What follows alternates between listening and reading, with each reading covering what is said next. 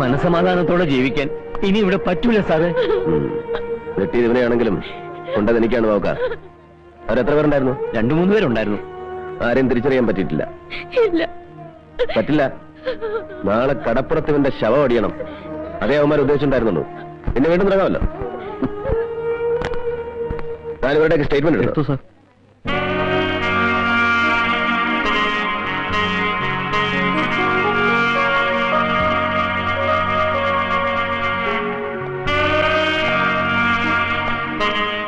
ഞാൻ ആള് പിടിക്കുകയാണല്ലോ. പത്രക്കാരറിഞ്ഞാൽ front page വാർത്തയ്ക്ക് സ്കോപ്പ് ഉണ്ടല്ലോ ഈ രക്തദാനം. പക്ഷേ എനിക്കെന്തോ പേടിയാ ഇപ്പൊ തോന്നുന്നത്. എന്താ? നേരത്തെ ഒരാളിവിടെ വന്നിരുന്നു. G K Krishnan. അയാൾക്ക് ഞാൻ ഈ രക്തം കൊടുക്കുന്നത് ഇഷ്ടപ്പെട്ടില്ലെന്ന് തോന്നുന്നു. ഞാനൊരു മുസ്ലിം ആയതുകൊണ്ടായിരിക്കും. അയാളുടെ ഒരു നോട്ടവും ഭാവവും. സത്യം പറഞ്ഞ സാറ് വന്നപ്പോഴാ എനിക്ക് സമാധാനമായത്. വരട്ടെ.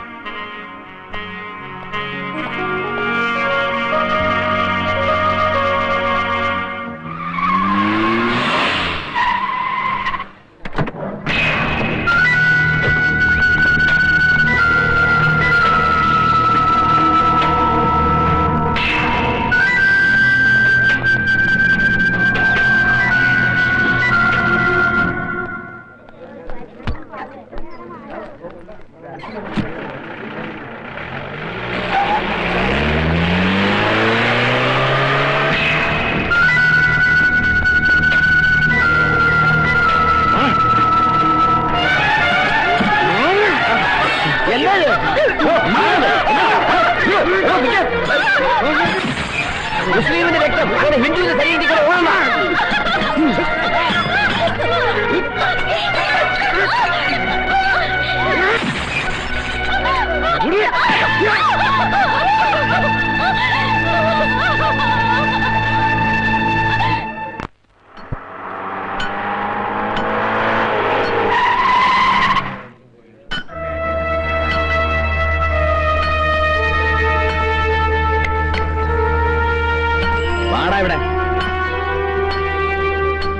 നിന്നെ തന്നെ വാ.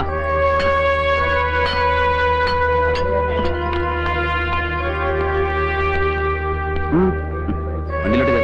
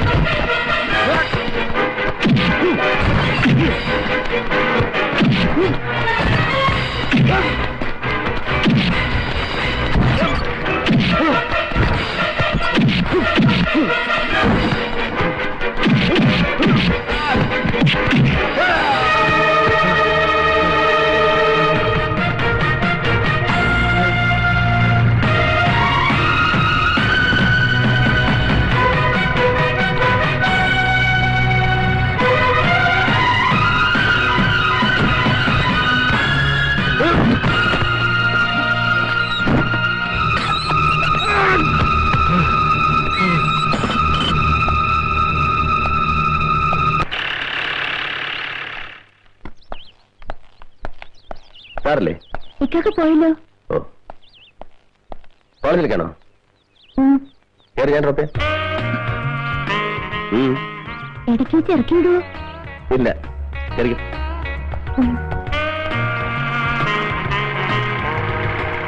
ഇന്നലെ തനിക്ക് വല്ലതും പറ്റിയോടോ?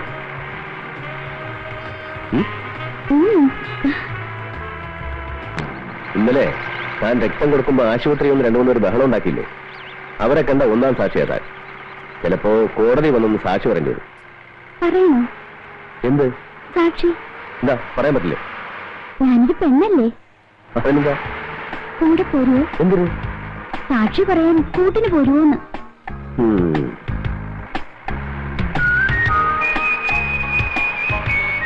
എന്താ കല്യാണം കഴിക്കാത്ത?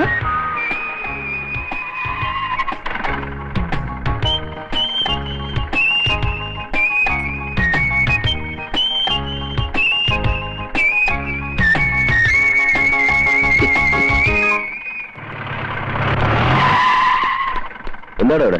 RC ബുക്ക് ചെക്ക് ചെയ്യായിരുന്നു. ഈ കുട്ടിന് കോളേജ് കണ്ടോട്.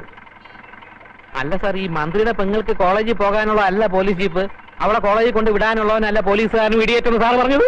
അതെ, ഇടിയേറ്റെന്ന് പറഞ്ഞാൽ എന്താ തെറ്റ്? ഇറങ്ങിക്കോളൂ, ഒന്നുകൊണ്ട് വിടറോ.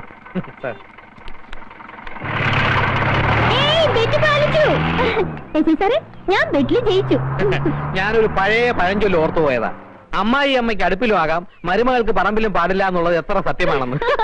എന്ത് ചെയ്യും? വണ്ടി എടുക്കണോ? ആരാ വണ്ടി ചാരിയിരിക്കുന്നത്? മാറിയടാ.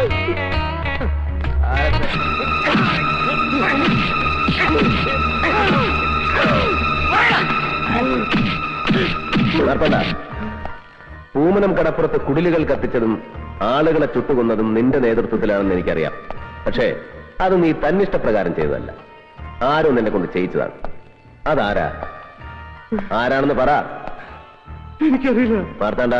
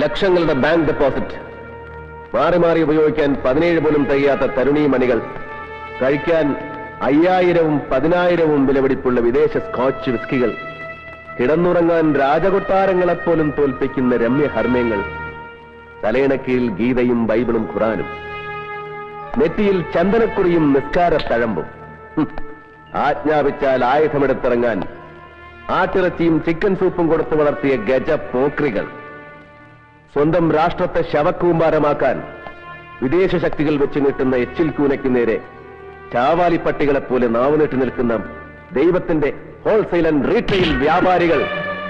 നിങ്ങൾ അറിയണം, മുഹമ്മദ് നബിയും ക്രിസ്തുവും വിലപേശി വിൽക്കാനുള്ള വിൽപ്പന ചരക്കല്ലെന്ന് അറിയണം. 2 കൊച്ചുകുട്ടികൾ കാണിച്ച കുസൃതിത്തരം മുതലെടുത്ത് പൂമനം കടപ്പുറത്ത് ശവങ്ങൾ വീഴ്ത്തിയത് നീ വിവരം ചേർന്നല്ലേ? അങ്ങനെ ചെയ്തത് അധികാരമോഹിയായ ഒരു മന്ത്രി പറഞ്ഞിട്ടല്ലേ? ഒരു ആഭ്യന്തര കലാപം സൃഷ്ടിച്ച് ഈ മന്ത്രിസഭയെ താഴെ ഇറക്കിയാൽ പകരം അയാൾക്ക് മുഖ്യമന്ത്രിയാകാം. ആയാൽ GK കൃഷ്ണൻ ഇഷ്ടം പോലെ കൈയിട്ട് വാരാം, നക്കാം. ഇവിടെ പണം 2 ബീവിമാർക്കും മാറി മാറി താമസിക്കാനുള്ള 2 താജ്മഹലുകൾ പണിയാൻ ആവശ്യമായ പണം. പകരം അക്രമിപ്പടയും ദൈവത്തിന്റെ ലേവലും. അറിയില്ലടാ, പ്രവർത്തിക്കും ഞാൻ.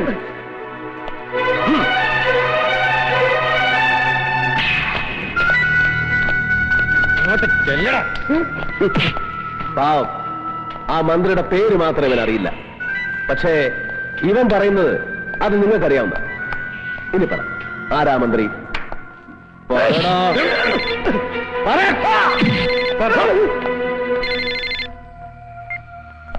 യെസ്, എന്താ സാറേ കാര്യം? ഓക്കെ.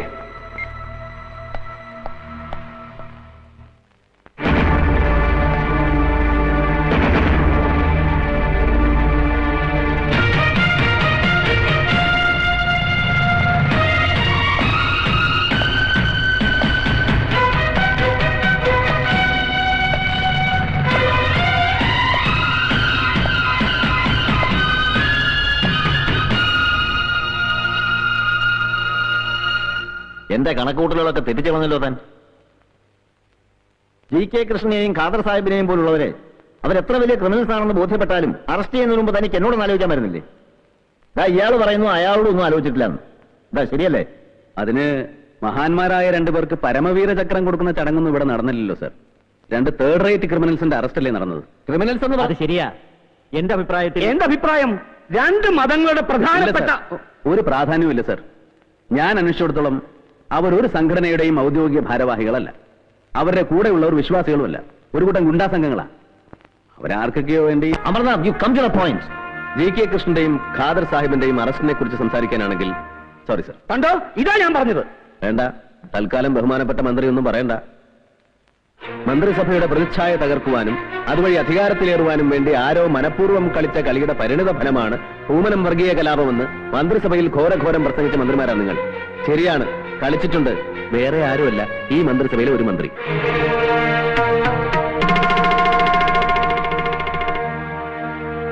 നമുക്കറിയണ്ടേ ബഹുമാനപ്പെട്ട ആ മന്ത്രി ആരാണെന്ന്?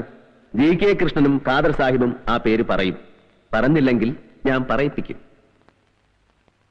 ഡൽഹിയിലെ അധോലോക സംഘങ്ങൾക്ക് കേരളത്തിലെ തീരപ്രദേശങ്ങളിൽ ആയുധക്കള്ളക്കടത്തിനായി പതിച്ചുകൊടുത്ത ജനാധിപത്യത്തിന്റെ ആ കാവൽമാലാക്കയുടെ പേര് ഇന്നല്ലെങ്കിൽ നാളെ ഞാൻ പുറത്തു കൊണ്ടുവരും.